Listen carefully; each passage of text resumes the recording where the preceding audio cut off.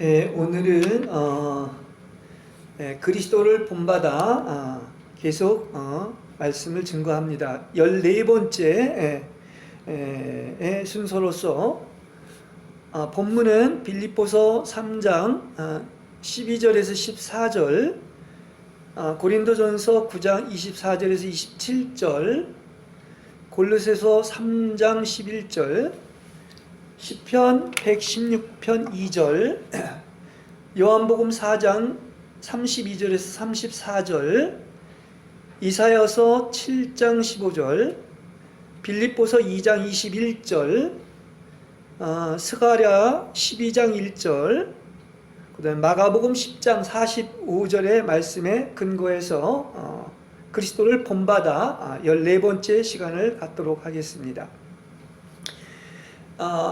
그리스도를 본받는다는 것은 결국은 그리스도를 본받아 그리스도가 우리 안에 조성됨으로 이렇게 하나님과 이렇게 사람이 연합되는 것입니다.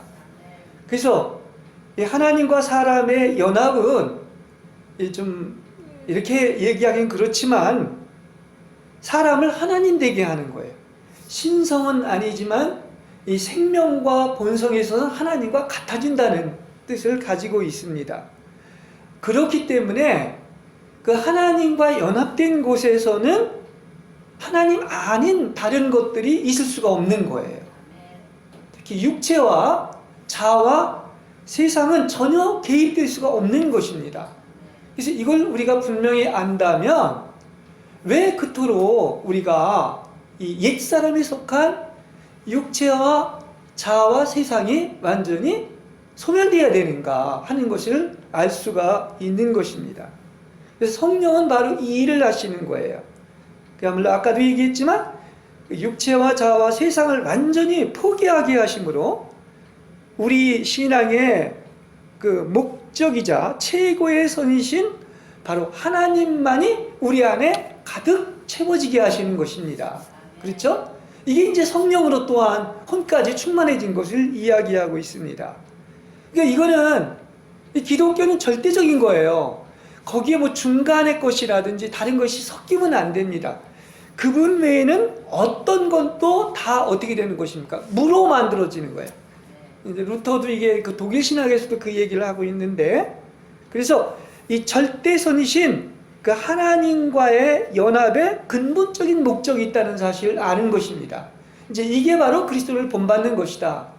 아마 반복될 수도 있지만 중요하니까 계속 반복되는 것입니다. 예. 그래서 오늘은 또 세 가지를 가지고 여러분과 함께 은혜를 나누겠습니다.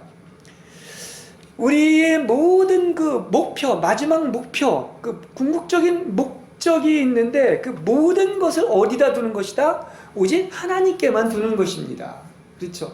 시작이 있으면 끝이 있는 것처럼 항상 그 목표, 그 히브리어에는 그래서 그 알레프가 있는 것처럼 뭐가 있죠? 제일 마지막에 타브가 있는데 그 타브란 뜻이 사실은 십자가의 의미예요. 그죠? 그 주님께 있다는 얘기를 말씀드릴 수가 있습니다. 이건 성경 전체의 내용이죠. 우리가 이제 빌립보서를 올해 제가 얘기를 하면서 1장과 3장을 하나님이 우리에게 주셨던 말씀이다 했는데 이제 계속 그 얘기가 이렇게 나오게 됩니다. 그래서 이제 바울이 빌립보서 3장에서 아주 분명한 목표, 그 타켓, 목표가 있다, 그 타부가 있다 하는 얘기를 합니다. 우리가 아는 것처럼 빌립보서 3장 12절에서 14절에 그리스도 때문에 모든 것을 해로운 것으로 여기고 오직 그리스도를 추구함으로써 그리스도를 얻는 것이다. 그 앞에서 이제 이렇게 얘기를 하죠. 이게 그의 전부의 목적입니다. 그리스도 한 분 얻는 거. 그러면 그건 다 이룬 거예요. 그렇죠? 그래서 이렇게 얘기합니다. 이어서 12절에 14절에 보면 나는 다만 그리스도 예수님께서 나를 붙잡으셨기 때문에 나 또한 그리스도를 붙잡으려고 힘을 다하여 추구할 뿐입니다. 오직 그 한 가지 목표를 가지고 추구합니다. 그래서 나는 오직 한 가지 일만을 합니다. 무슨 일이냐? 즉 뒤에 있는 것을 잊어버리고 앞에 있는 것들을 향하여 힘을 다하여 수고함으로 나에게 주실 상을 위하여 표대를 향하여 달려가고 있습니다. 그 깃발, 표대가 있는 것이죠. 근데 그게 뭡니까? 그 상을 얻는 것이다. 이렇게 얘기하고 있는 거. 그게 목표예요. 우리 믿는 자의 목표. 뭐 얻는다고요? 상을 얻는다. 네. 이것이 바로 계속 이야기한 것처럼 그리스도를 본받는 것이고 하나님과 연합되는 것이고 또한 완전의 삶에 이르는 길이고 최종 목적을 모두 다 어디에다 그리스도를 얻는데 둔다는 것을 이야기하고 있습니다. 자, 성경은 여기에 더 많은 비중을 계속 강조해서 이야기를 하고 있습니다. 고린도전서 9장 24절에서 27절에 보면 경기장에서 달리기를 하는 사람들이 모두 달리지만 상을 받는 사람은 한 사람뿐이라고 그랬습니다. 근데 이 얘기도 결국 목표를 향해서 달리는 것이죠. 뭐 하기 위하여? 이기는 자가 돼서 상을 받는, 월계관을 얻기 위한 것임을 알 수가 있습니다. 그러므로 나는 운동 경기에서도 1등하면 월계관을 씌워주는 것처럼 썩지 않을 월계관을 받으려고 달리지만 목표가 분명하지 않은 것처럼 하지 않으며 월계관은 상을 받으려고 합니다. 이렇게 얘기하고 있어요. 그러니까 결국은 목표 하나가 바로 뭐냐? 그리스도예요. 그렇습니다. 이게 이제 그리스도만으로입니다. 그러니까 이거 아닌 것들은 이건 다 이게 상대적인 것이고요. 이거는 성경을 목표를 벗어 이루는 것입니다. 오직 하나의 목표는 뭐다? 그리스도만으로 그것을 이야기하고 있는 것입니다. 왜 이것을 이토록 강조하느냐 하면은 결국은 천국에 들어가려면 거룩한 신부가 되어서 완전한 삶에 이르러야 되는 것 아니겠습니까? 이게 목표예요. 근데 거기까지 어떻게 해야 되겠습니까? 당연히 달리기를 했으면 완주를 해야 되는 것이죠. 그것도 어떻게? 1등으로 그래야 상을 받는 것임을 알 수가 있습니다. 그러니까 우리가 예수를 믿었어도 우리가 계속 이렇게 강조하는 이유 중에 하나는 그냥 예수 믿고 구원 얻었다고 끝나는 게 아니란 말입니다. 그건 출발선인 것이고 어디까지 가야 돼요? 목표까지 도달해야 되는 거야. 그게 꼬린 지점까지 들어간 거예요. 상을 받기 위하여 이렇게 하는 것이죠.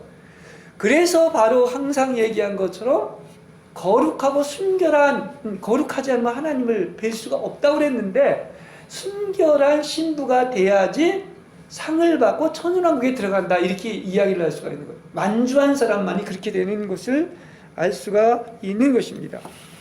그러니까 우리가 이걸 지금은 중요합니다. 주님이 오실 날이 얼마 안 남고 휴거가 돼야 되는데 구원받은 사람은 많지만 또 하나 분명히 알아야 될 건 뭐다?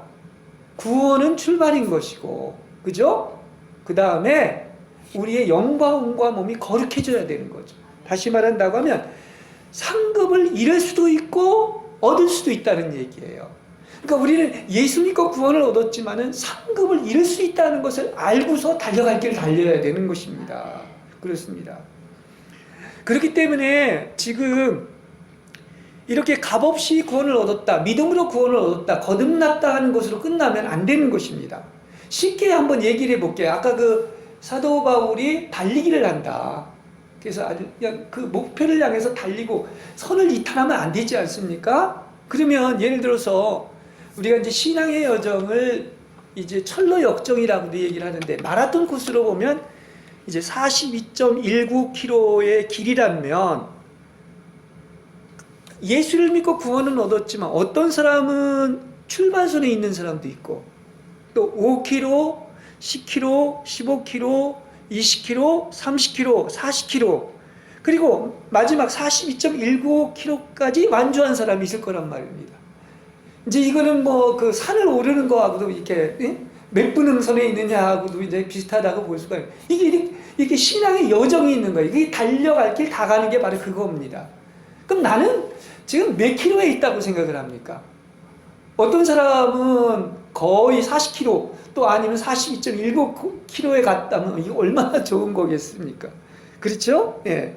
그러니까 이걸 본다면 지금 중간에 머물러 있는 것이죠. 머물러 있는 사람이 있는데 그게 여관이 되면 안 돼. 거기에 머물러 있으면 안 됩니다. 또 거기에 머물러 있었으면 잠시 쉬고 또 목표를 향해서 끊임없이 나가는 거죠. 그래서 또 훈련을 하는 것이고요. 근데 또 가다가 많은 낙오자가 생긴단 말입니다. 그렇죠? 네, 이것도 알 수가 있고. 또 어떤 사람은 아예 길이 잘못된 길을 가고 있는 거예요. 노선이 다른 거야.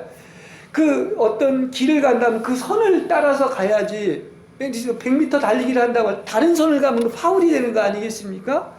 이런 것을 우리가 알아야 된다는 사실인 것입니다. 그래서 이것이 분명해지는 것이 바로 뭐냐고 하면, 이것이 바로 그리스도가 전부가 되어야 되고 그리스도 이외의 것은 다 십자가에 못 박혀야 된다, 이렇게 계속 강조한 이유가 여기에 있는 것입니다. 근데 실제로 우리가 이것이 우리의 달려갈 길에서 내가 지금 어디에 있는가를 아는데 그렇지 못한 경우가 대부분이란 말이에요. 이게 문제인 거예요. 예를 들어서 예수를 믿음에도 불구하고, 이건 기초 단계임에도 불구하고 출발인데도 육체 안에 거하는 죄가 처리받지 못한 사람들이 많이 있습니다. 육체 안에 뭐가 거합니까? 죄가 거하지 않습니까? 그렇죠? 그 죄들이 계속 나오는 거예요. 그 공장에서. 그걸 알 수가 있습니다. 그래서 우리가 아는 것처럼 정말 하나님의 은총으로 말미암아 예수가 핏값으로 여러분을 사셨죠. 그래서 값없이 구원을 얻었죠. 그러니까 예수님의 보혈의 능력은 일단 제일 처음에 우리의 죄를 씻어주는 거예요. 그렇지 않습니까? 그리고 우리의 양심을 씻는 것입니다. 그리고 또 하나 나가서 예수님의 보혈은 이 사탄을 이기는 것입니다. 그렇죠? 그게 이제 모든 것의 기초인 거예요. 그래서 뭐 지금 짧은 시간에 길게 얘기할 수는 없지만, 우리가 이 새 언약을 하나님이 이제 맺기 위해서 여러 가지 언약들이 있는데 제일 마지막 언약이 새 언약이죠. 근데 그 기초가 어디에 다 그 근거를 두고 있느냐고 하면은 바로 뭡니까? 예수님의 보혈의 기초를 두고 있다는 사실이에요. 그 놀라운 얘기인 것입니다. 그렇죠? 이것은 내 새 언약에 뭐라고 했어요? 피다, 이렇게. 여기에 기초해서 모든 이 언약이 다 이루어졌다는 사실을 알 수가 있습니다. 그래서 이 예수의 보혈로 맺어진 새 언약은 이제 나중에 이제 또 얘기를 해드리겠지만 4가지 아주 중요한 일을 했습니다. 첫째는 당연히 우리의 죄들을 깨끗이 씻는 거죠. 그 다음에 2번째는 뭐냐면 그 새 언약으로 말미암아 이제 하나님을 완전히 알게 되는 거예요. 그죠? 이 보혈로 말미암아 성령과 같이 가기 때문에 성령을 통해서 하나님을 완전히 알고 인식하게 되는 거예요. 이 성령이 알려주지 않으면 우리는 절대 하나님 모릅니다. 그 다음에 3번째는 그 뭐냐고 하면은, 이제 3번째는 하나님의 생명이, 사실 보혈의 능력이라는 것은 또 성령의 능력이죠.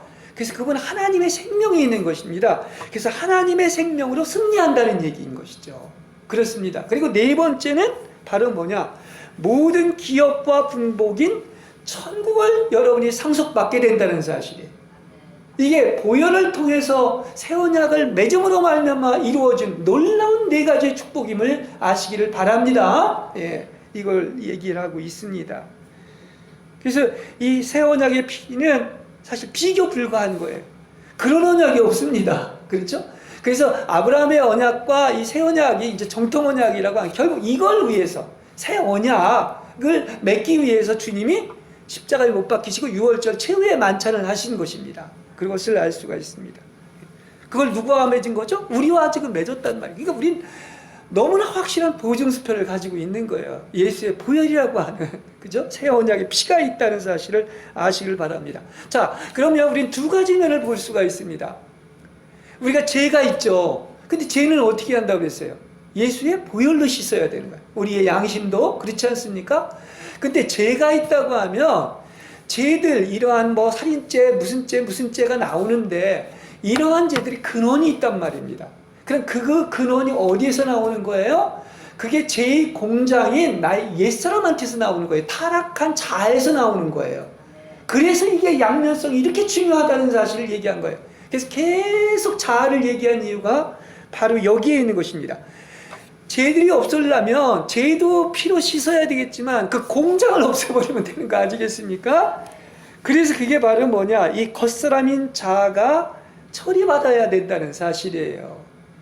그러니까 그 육체가 처리받아야 되고, 그죠? 또 자아가 처리받아야 되고, 세상이 처리받아야 되고, 이게 완전히 이제 그 처리받는 것을 이야기하고 있습니다.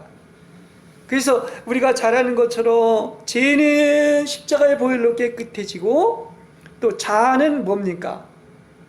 그것은 예수님이 이제 십자가에 못 박혔을 때, 우리 자신도 못 박혔죠. 그리스도와 함께 죽은 거 아닙니까?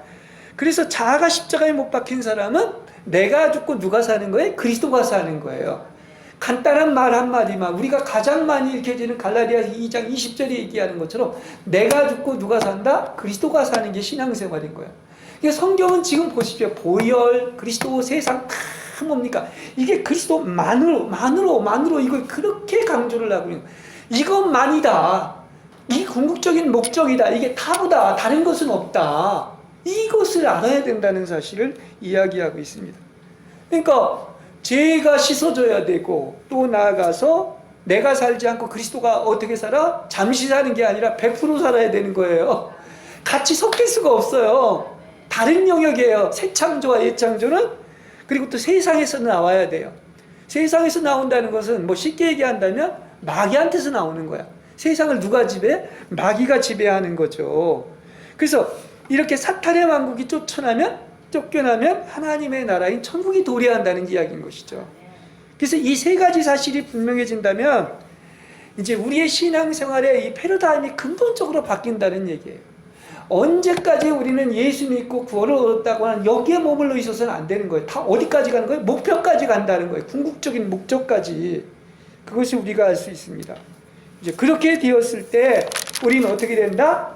그게 바로 이제 그 완주한 사람들이 상을 받을 수가 있다는 얘기예요. 이 세 가지가 완벽하게 이루어져야 하는 것을 얘기하고 있습니다. 그래서 그것은 또 다른 말로 뭐다? 혼이 거룩해져 가지고 믿음의 결국인 혼의 구원까지 이르른다는 이 얘기인 것입니다. 이제 그 전체의 과정을 아셨죠? 이게 분명해야 되는 것이죠. 그래서 바울이 아까 고린도 전서 9장에서 이야기한 것이 이렇게 달리기를 한다. 상을 얻기 위해서, 승리의 월기관을 얻기 위해서 그냥 어떤 분명한 목표를 향해서 달린다고 얘기를 하는데, 그 27절 마지막에 보면 이렇게 얘기하죠. 내가 남들에게 전파하면서도 시험에 견디지 못하는 일이 없도록 하기 위한 것이다. 이렇게 원문대로 번역하면 이게 더 정확한 번역입니다. 이거는 뭐냐? 바울이 걱정하는 것은 구원에 대한 얘기가 아닙니다. 값없이 구원을 얻었죠. 예수를 믿음으로 말미암아. 그런데 이것은 구원에 대한 염려가 아니라 구원은 받았지만 자기가 트립다 남한테 이제 이렇게 전파하고 나서 뭐를 걱정했느냐고 하면 도리어 버림을 받을까 두려워함이라는 것은 구원의 문제가 아니라 상을 잃을 수도 있다는 것을 얘기하는 거예요. 그러니까 상을 잃을 수도 있다는 것은 목표가 분명하지가 않고 바로 뭡니까? 상을 얻는 데까지 가야 된다는 거예요. 시작을 했기 때문에 목표까지 가는 거예요. 그래서 목표인 상을 받기 위해서 어떻게 한다? 전력으로 그리스도를 추구하고 그리스도를 얻는 것이다. 이걸 아까 빌립보서 3장에서 이야기를 해주고 있는 것입니다. 그래서 이렇게 전체를 아우러 정확히 볼 줄 알아야 돼요. 한 부분만 봐서는 안 됩니다.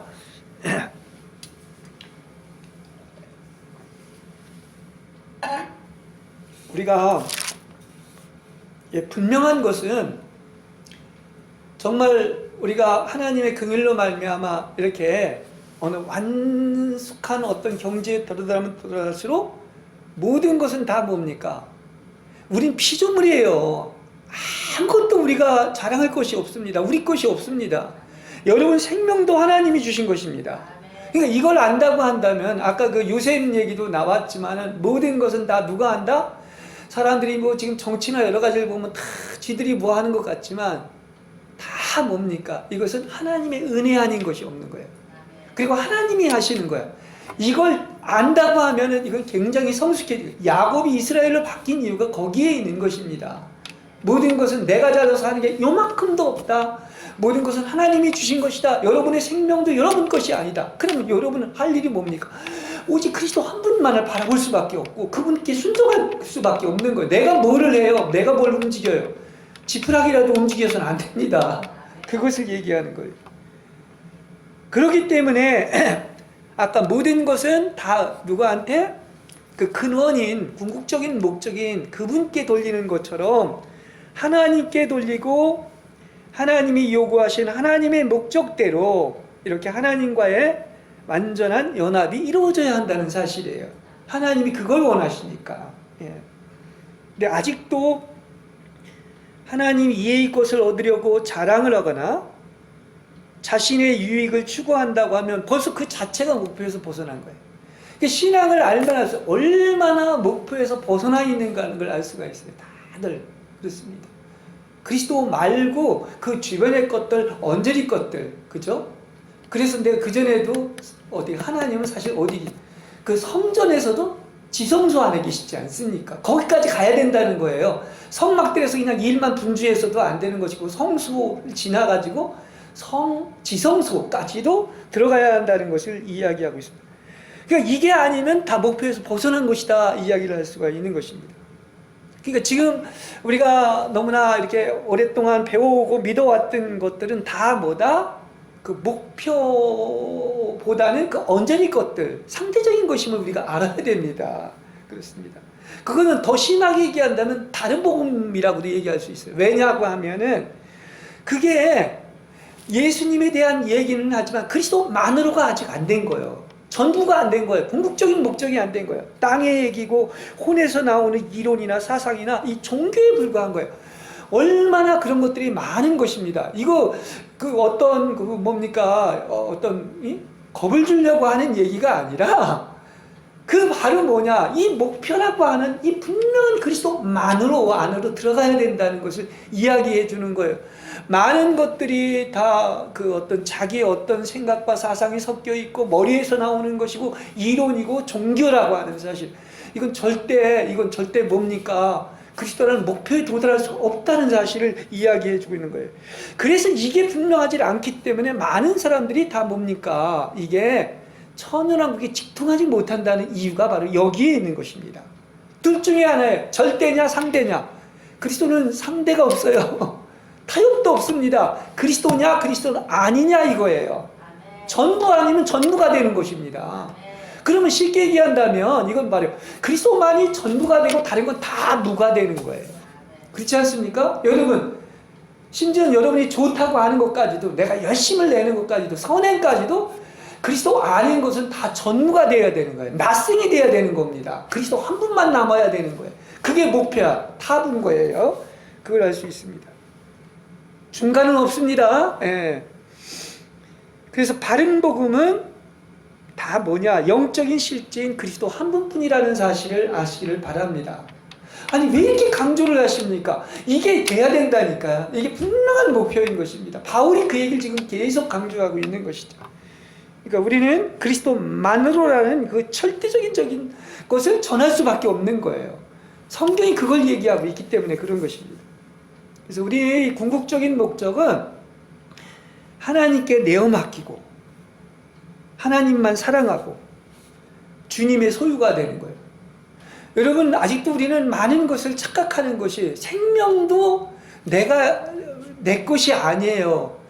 하나님이 주신 것입니다. 내 것이 하나도 없어요. 그렇지 않습니까? 마치 아직도 내 것이라고 착각하고 이거는 아직 목표가 분명하지 않기 때문에 그런 것입니다. 그래서 우리는 내 자신이 주님의 소유이면 어떻게 됩니까? 내 소유가 아닌 내가 마음대로 할 수가 없는 거예요. 종이지 않습니까? 그렇죠? 그것을 알 수가 있어요.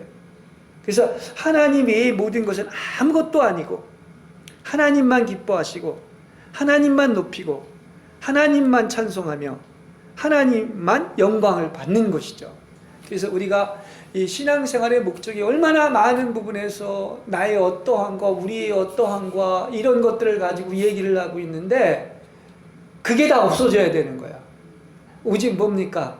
하나님만 영광 받는 것, 하나님만 기뻐하시는 것이 되어야 되는 거예요. 그게 바로 전부인 것입니다. 그렇잖아요. 성경 오직 그리스도께서 모든 것이라고 그랬죠. 그 옛날 말로는 만유라고 그랬어요. 그리고 만유 안에 계시다 이렇게 얘기하고 있습니다. 그러니까 여기서 나오지 않는 건 다 아니라는 거예요. 모든 것은 그분에게서 나오고 그분으로 말미암고 그분을 위하여 있습니다. 그래서 모든 것이 그리스도가 된다면 하나님의 영원한 목적이 이루어지는 거예요.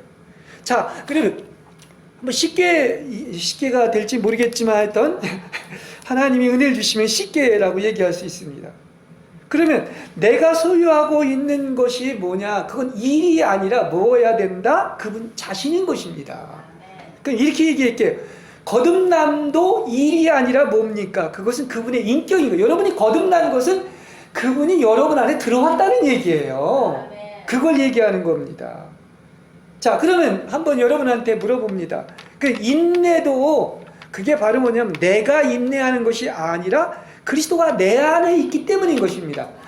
그리스도가 인내하는 거예요. 무슨 말인지 아시겠죠? 내가 인내하는 게 아닙니다. 이게 바로 만유라는 거예요. 겸손도 내가 겸손하려고 결심해서 생기는 것이 아니라 내 안에 있는 그분이 겸손인 거예요. 이게 바로 무슨 얘기냐면 모든 영적인 실제는 바로 인격신 그리스도 한 분이라는 얘기예요. 그렇습니다. 이게 열리기를 바랍니다. 그렇습니다. 자, 그러면 왜 이런 얘기를 하느냐? 성경은 그러죠. 세세 무궁토록 영원한 것은 말씀이신 그리스도 한 분밖에 없다. 다른 것은 다 사라진다고 그러지 않았습니까? 근데 왜 사라질 것들을 가지고 아무리 좋은 것이라도 언저리 것은 다 사라지는 거예요. 그분 한 분만 남는 거죠. 그래서 그리스도 아닌 것은 존재하지가 않는 것입니다. 천국은. 그래서 영적인 세계에서는 보십시오. 내가 지금 여러분한테 중요한 얘기를 했는데 인내나 겸손이나 거룩이나 빛이 있어요, 없어요? 없는 거예요. 다시 얘기합니다. 빛이신, 거룩이신, 겸손이신, 인내이신 그리스도 한 분만 있는 거예요. 굉장히 중요한 얘기인 것입니다. 예. 그러니까 우리에게 필요한 것은 오직 뭐다? 그리스도 한 분뿐인 것입니다. 할렐루야. 그래서 아까 우리 찬송에서 우리 찬송 얼마나 많이 부르고 이걸 알아야 돼요. 찬송을 부르면서 주 예수보다도 귀한 분은 없네. 보다도가 아닙니다. 그냥 전부이고 다른 건 다 무가되는 거예요. 예, 이걸 얘기하는 겁니다.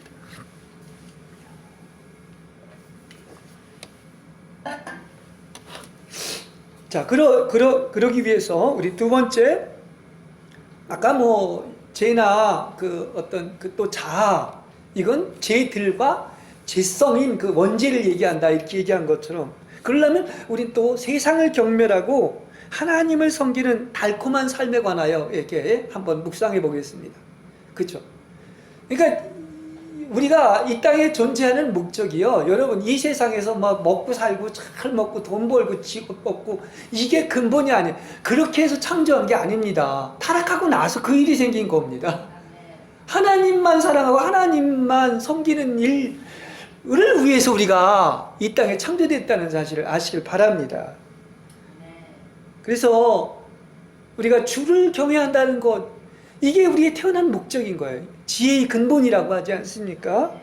그래서 이걸 위해서 쌓아두신 은혜가 얼마나 큰지 몰라요.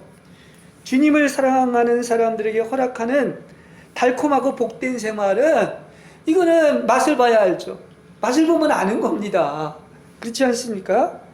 주님은요, 얼마나 우리에게 모든 것을 예비했냐면, 우리가 태어나기도 전에, 존재하지 않았을 때 여러분을 예정하시고 선택하셨어요.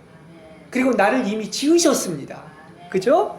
그리고 위대하고 고귀한 이 하늘의 복을 가지고 여러분 태어나게 하셨어요.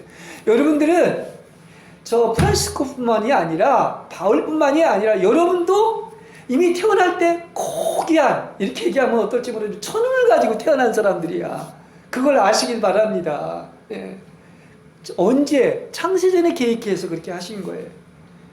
그래서 우리는 이렇게 주님에 대한 신앙으로 흔들리거나 탕자가 되었거나 멀리 떠나도 노하지 아니하시고 자비와 인자와 긍휼이 풍성하셔가지고 나를 또 찾아오시고, 그래서 이렇게 주를 섬기게 하시고, 그래서 끝까지 나를 사랑하시고, 그래서 이전에 미처 몰랐던 새로운 영의 세계를 보여주십니다. 변화산도 간접적으로 체험하게 하신 거죠. 십자가의 체험도 하게 했죠. 영의 해방도 체험하게. 이게 다 하나님이 하신 것이란 말이에요. 그러니까 점점 더 심오해지고 깊어질수록 아무것도 다 뭐냐, 근본도 하나님이요, 주신 자도 하나님이요, 치약하는 것도 하나님이고 다 하나님이 하시는 겁니다.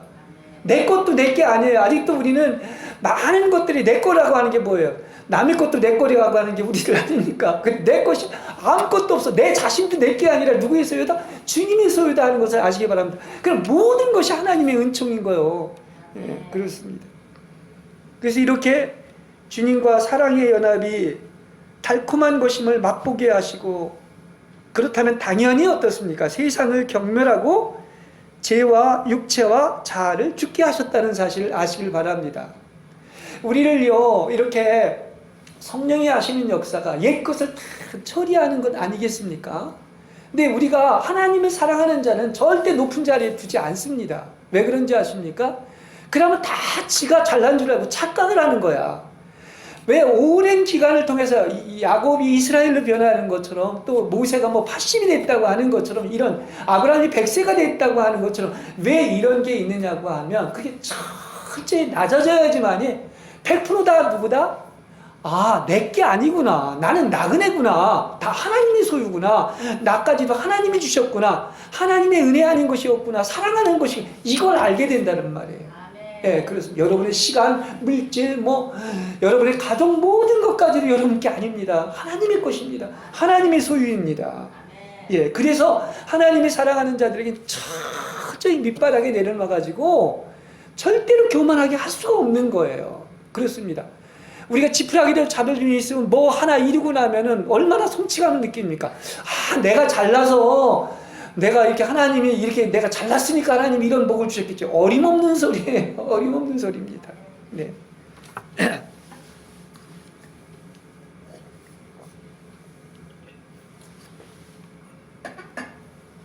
그래서 오 영원한 사랑의 근원이여, 내가 알면 알수록 얼마나 정말 죄인이고 내 고집대로 살았고 나를 버리지 않았고 주님을 거역했습니다. 그게 나라니까요. 지금 그걸 아는 것이 오히려 그 성령이 비추어 주신 은혜인 거예요. 아직도 내가 이렇게 교만하다는 거, 내가 살아있다는 거, 내 거라는 거, 내 소유라는 거. 근데 하나님께서는 어떻게 하십니까? 이러한 나를 기억하시고 바른 길로 인도하셔서 이제는 그 하나님의 목표를 향해서, 거룩한 연합이라는 목표를 향해서 이 달려갈 수 있게 하셨으니, 이게 하나님의 은혜가 아니고 뭐고, 이게 하나님의 사랑이 아니고 뭐고, 어떻게 우리가 주를 잃을 수가 있겠습니까? 잊으려고 해도 못 잊지요. 그걸 모르는 사람은 뭐 금방 잊어먹죠. 또 지가 주인이 되고 다 지 거라고 그러죠. 근데 그걸 아는 사람은 주를 잊을 수가 없는 거예요. 그래서 주께서 내게 베푸신 모든 은택에 우리가 무엇으로 보답할 수 있겠습니까? 우리가 시편을 읽어보면 이런 내용이 굉장히 많이 나옵니다. 도무지 이 은택을 어떻게 보답할 수가 있겠는가? 네, 못한다는 거죠. 그래서 우리는 제 자신을 부어 하나님만 섬길 수 있다면, 제자들이 그런 것처럼 모든 것을 버려두고 주를 쫓겠나이다. 왜 그런 마음이? 이건 하나님이 주신 은혜인 것인데, 왜냐? 내 소유가 하나도 없다고 그랬잖아요. 나 자신조차도.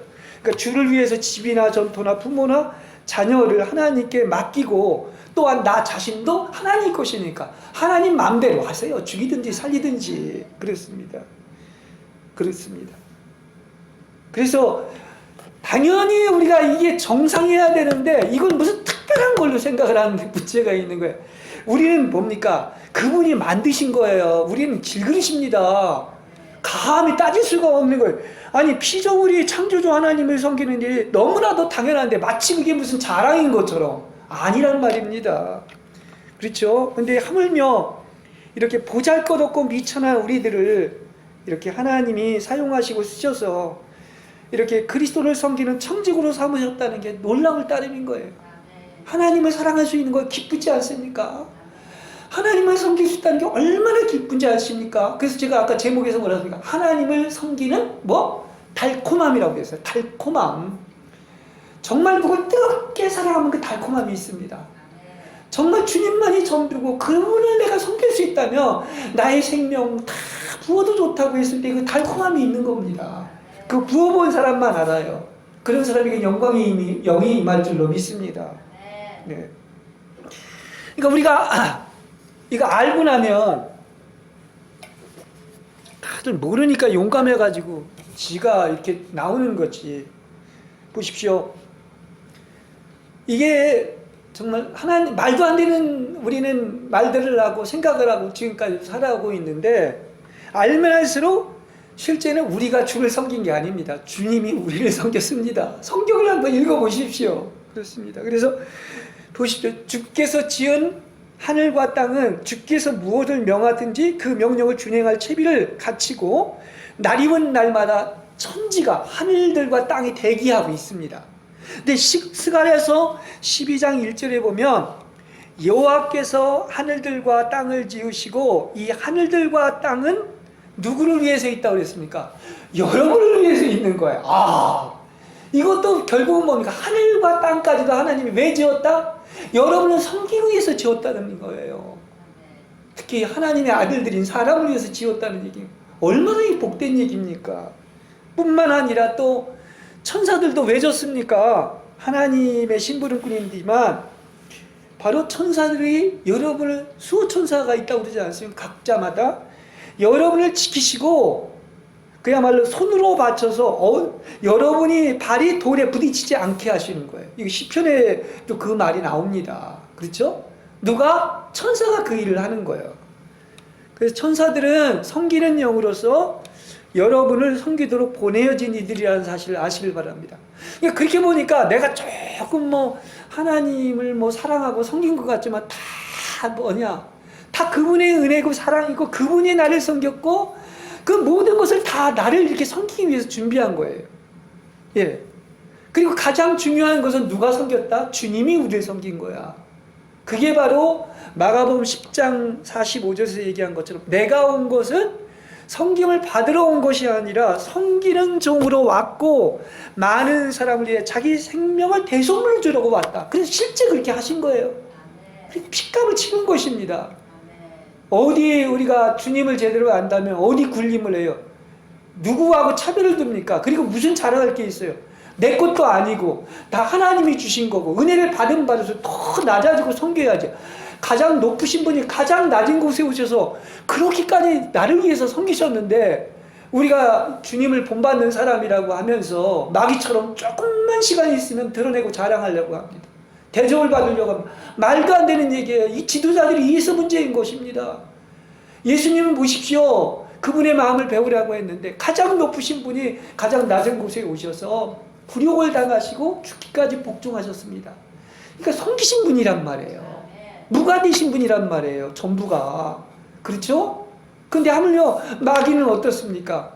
지가 피조물인 존재에 하나님과 같이 높아진다고 해서 섬김을 받으려고 높아지려고 하지 않습니까? 우리가 그걸 보면 알아요. 얼마나 하나님을 닮았는지 안 닮았는지를. 예? 마귀를 닮았는지 하나님을 닮았는지. 그게 그리스도의 마음인 거예요. 예. 그렇기 때문에 그걸 안다면 주께서 이렇게 많은 은혜를 쏟아부어 주셨는데 우리가 도대체 이 은택을 어떻게 하나님께 보답할 수 이 심정을 가질 수밖에 없는 겁니다. 예. 그렇다면 우리는 어떻게 되겠습니까? 나를 자랑해요? 어림없는 소리. 내 육체와 소욕대로 살아요? 어림없는 소리. 세상을 사랑 그럴 수가 없는 것입니다. 세상을 멸시하고 단 하루라도 온전히 주를 섬길 수 있다면 이것이 가장 복되고 달콤한 생활인 줄로 믿습니다. 예. 그래서 정말 그 이기적인 사람은 이 행복감을 모르지요. 섬기는 사람. 그래서 우리가 이제 주님이 이렇게 와서 섬긴 게 우리가 볼 땐 되게 십자가의 어떤 고통받는 면만을 얘기했는데 그분은 제가 볼 때는 아주 달콤하고 행복했을 거라고 봅니다. 섬김으로써 사랑함으로써 주는 행복. 사실 받는 자보다 주는 자가 행복하잖아요. 사랑을 받는 자보다 사랑하는 자가 섬김을 받는 자보다 섬기는 게 행복한가. 이게 섬김의 어떤 서번트 어떤 리더십이라고 하는 거예요. 말로만도 다 리더십 얘기하는데 이걸 제대로 모르고 있기 때문에 그런 것입니다. 섬김이 뭔지. 그렇죠?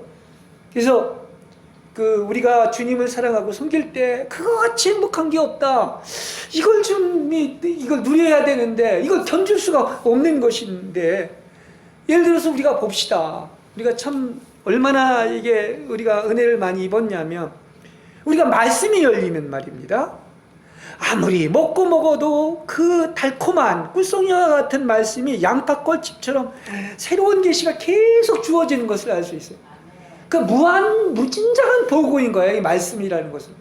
캐내도 계속 금맥입니다.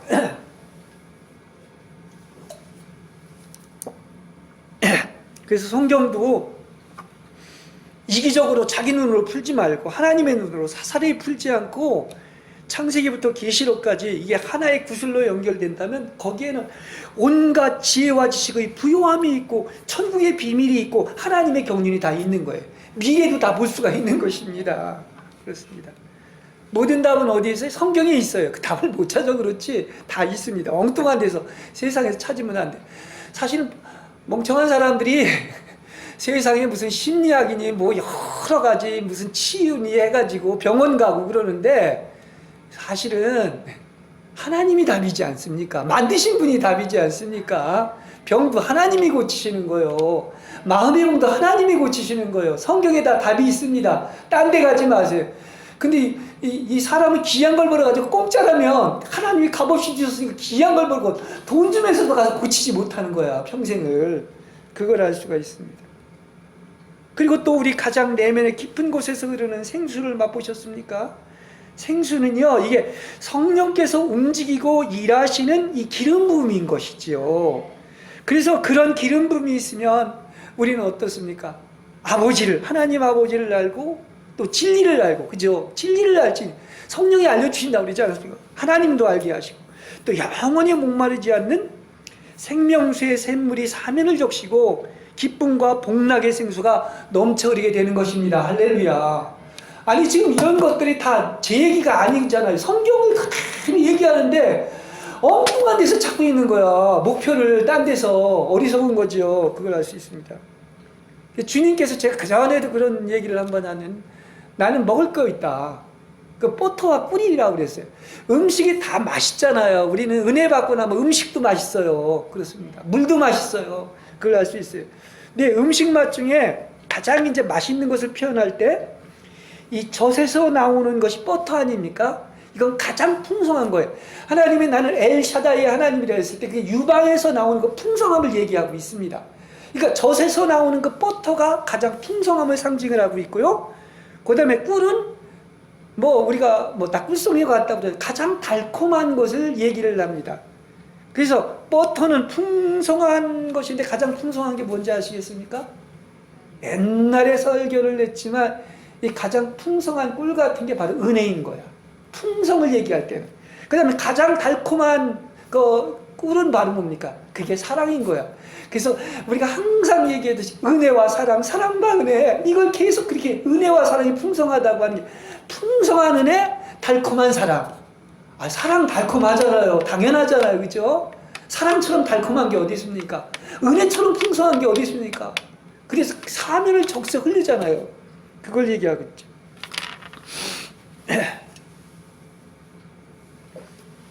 그리고 주님은 또 요한복음 4장 32절에서 34절에서 이렇게 합니다. 나는 여러분이 알지 못하는 먹을 음식이 있다, 이렇게 얘기합니다. 음식을 사실 제자들이 갔다 왔는데 그 주님은 금식할 때도 그렇고 먹을 음식이 계셨던 거예요. 그리고 이 공생애를 사시면서도 어떤 것들이 보람을 느꼈는가를 우리는 알아야 됩니다. 나의 음식이 바로 뭐냐면 나를 보내신 분의 뭐를 행하는 것이다? 뜻을 행하는 것이다. 하나님의 뜻대로 사는 것이다. 이게 얼마나 값진지 아십니까? 이건 보람이에요. 맨날 사기나 치고 거짓말이나 하고 죄나 범하면 거기에 어떤 행복이 있겠습니까? 가장 멋있는 삶이 하나님의 뜻대로 사는 사람, 뜻을 행하는 사람이에요. 그리고 하나님의 뜻을 이루지 않습니까? 그리고 그분의 일을 완성하는 것이다.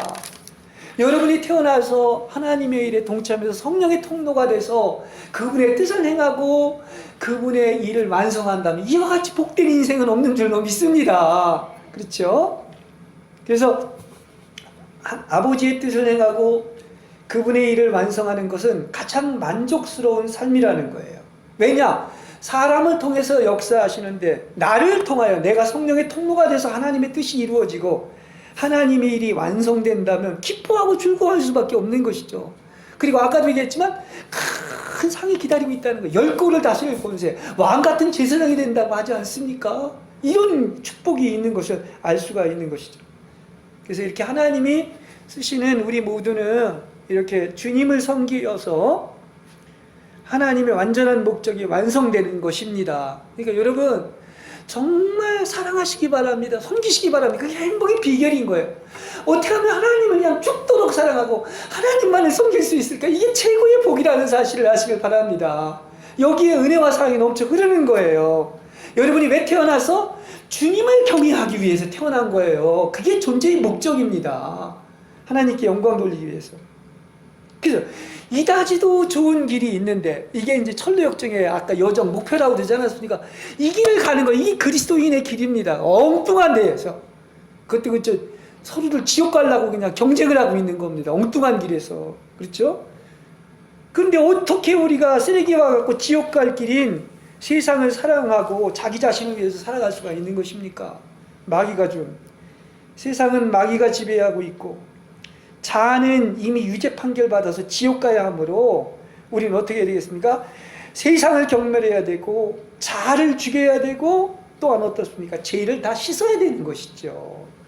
그렇습니다. 그 길만이 그리스도가 살고 연합되어 본래의 영원한 계획인 신부로서 주님과 함께 영원히 풍성한 은혜와 달콤한 사랑을 나누게 되는 것입니다. 그러니까 하나님을 섬기는 것이 얼마나 거룩한 일인지요. 그래서 여러분 가장 기뻐할 일이 바로 뭐냐면 여러분 자신을 여러분의 몸이라고 얘기했죠. 그 로마서 12장에는 산제물로 하나님이 기뻐하실 만한 거룩한 산제물로 드리시길 바랍니다. 하나님을 사랑하는 것, 하나님을 섬기는 것처럼 아름다운 게 없습니다. 이 길만이 완전하고 복된 길이고 그 완성이 새 예루살렘인 것입니다. 자, 마지막 세 번째입니다.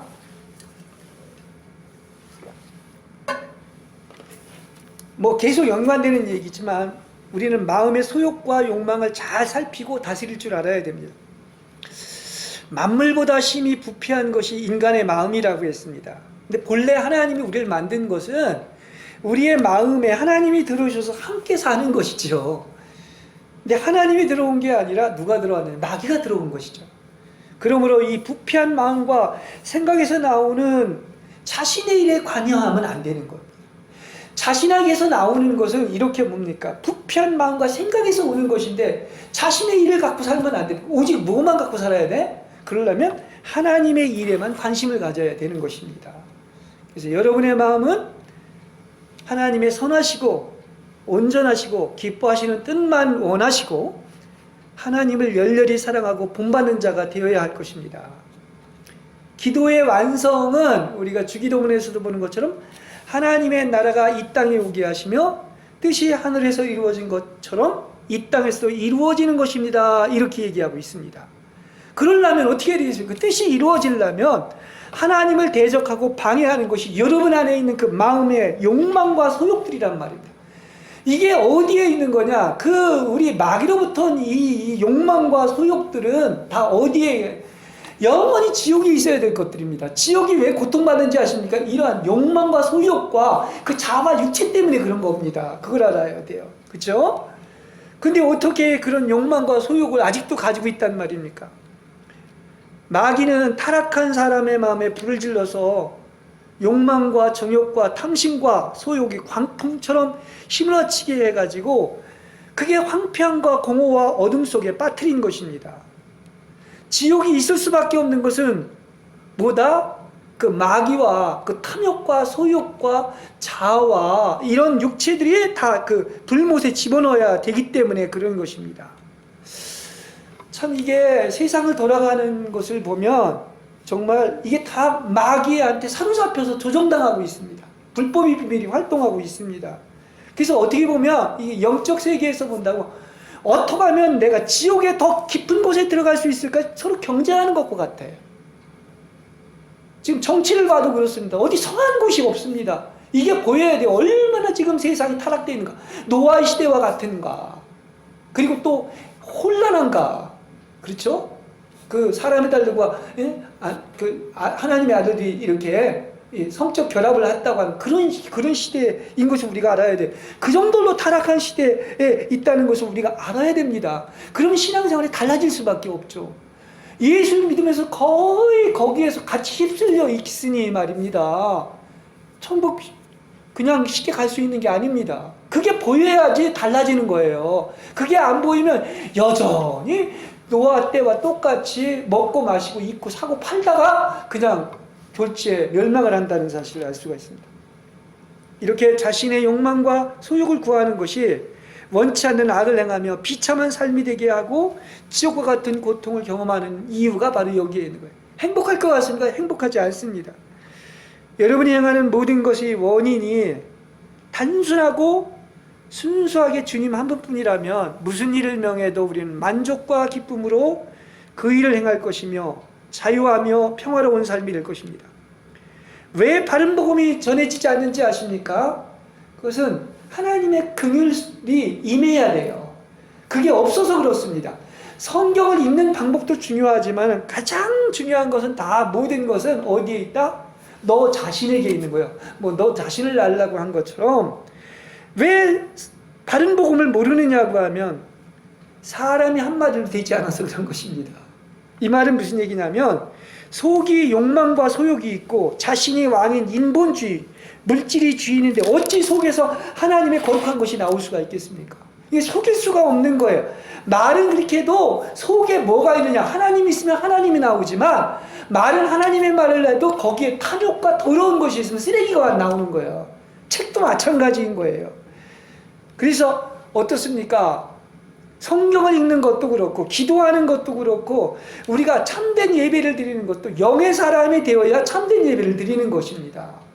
사람이 더러우면 영의 예배를 드려도 하나님이 안 받죠. 강도의 구렬이 됐는데. 그러니까 이렇게 세속과 종교와 코미디와 세상 노래가 지금 예배에 섞여 있는데 참 한심한 얘기인 것입니다. 이 말씀의 특징 중에 하나예요. 그게 일반 교회 현상이라고도 얘기할 수 있는데 이건 다른 말로 한다면 이거 다른 영하고 같이 예배 드리는 거야. 심하게 얘기하면 지금 귀신과 예배를 드리는 거예요. 어떻게 하나님의 말씀이 거룩한데 거기에 세속이 섞여 있고 코미디가 있고 세상 노래가 섞여 있습니까? 예. 스스로 선한 일이라고 생각한 많은 일들이 나중에 보면 그게 해악을 끼쳤고 또 나아가서 내가 이렇게 더럽고 가증하다는 것을 알게 되는 거예요. 그가 아는 게 은혜입니다.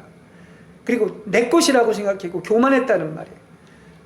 그래서 그러지 않습니까? 나는 너를 모른다. 불법이었다는 것이고 그리고 분명한 사실은 아버지께서 심지 않은 것은 다 무너지게 되는 것이에요. 그렇습니다. 10자를 쌓으면 12자가 무너지는 거예요. 이게 자기의 선악과에서 나오는 선한 일까지도 하나님을 대적한다는 것을 알면 조금이라도 마음의 욕망과 소욕에서 나오는 것들은 다 무너져야 되고 반드시 그런 것들은 지옥 가야 된다는 것을 알아야 되는 것입니다. 그래서 철저하게 욕망과 소욕과 죄와 자아가 죽고 끝나는 날이 오는 것이 축복인 줄을 압니다. 그게 완성에까지 가는 거예요. 완주하는 것입니다. 그래서 이렇게 그때 어떤 놀라운 일이 일어난다? 죽은 자가 부활하고 없는 것이 있게 되는 것입니다. 성경 얘기는 그리스도만으로만 얘기하고 있습니다. 영의 얘기를 가장 많이 얘기하는 게 로마서 8장이죠. 로마서 8장 얘기도 다른 거 하나도 없어요. 쉽게 얘기한다면 생명의 성령의 법인 바로 영으로만 살아라. 성령만을 쫓아라. 그리스도만으로 살아라. 정과 욕심과 자아와 육신의 생각을 다 죽여라. 살지 말라. 성령이 살면은 그분이 다 하시고 하나님의 아들들이 되고 그리고 은혜와 사랑을 넘치게 해주시고 어떤 환난에서 넉넉히 이긴다는 비결을 얘기해주고 있지 않습니까? 그 영이 살면 우린 영이 거듭나고 혼이 성화되고 몸까지 살아나는데 이것이 실제가 된다면 여러분은 영광스럽게 되어서 영광의 상속자들이 된다는 얘기인 것입니다. 내주하는 그리스도가 살면 그야말로 우리는 이기는 생명으로 이렇게 승리의 비결을 다 알려주셨는데 그렇지 못한 것은 간단합니다. 사실 다 뭡니까? 내가 살아서 그런 거예요. 욕망과 소욕과 세상을 버리지 않고 내가 살아서 그런 것입니다. 여러분 그리스도만으로가 실제가 돼요. 모든 것을 할 수 있는 여러분이 되시길 바랍니다.